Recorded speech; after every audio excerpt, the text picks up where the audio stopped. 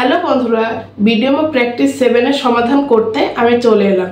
তো BDMO practice 7 এর যে প্রশ্নটি ছিল সেটি 2009 সালে বরিশাল বিভাগে সেকেন্ডারি ক্যাটাগরিতে এসেছিল। প্রশ্নটি ছিল 37, 12 এবং 35 বাহু বিশিষ্ট ত্রিভুজের ক্ষেত্রফল কত। এখানে আমরা জানি ত্রিভুজের পরিসীমা 2s = 37 + 12 + 35 = 84। অতএব আমরা ত্রিভুজটির পরিসীমা পেলাম 2s = 84। আমাদের জানা দরকার s। তাহলে s পেতে হলে কি করতে হবে? 2s এর মানকে 2 দ্বারা ভাগ করতে হবে। অতএব s = 84 ভাগ 2। অতএব s = 42।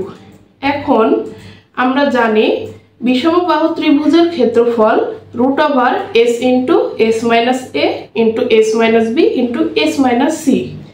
এখন আমরা যদি s, a, b R c এর মানটা বসাই তাহলে হয় √42 × 42 - 37 × 42 - 12 × 42 - 35।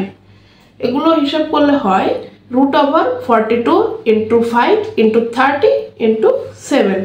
সবগুলো গুণ করলে হয় √44100। এটাকে √ওভার করলে হয় 210 বর্গ একক। সুতরাং ত্রিভুজটির ক্ষেত্রফল 210 বর্গ একক। আশা করি তোমরা বুঝতে পেরেছো।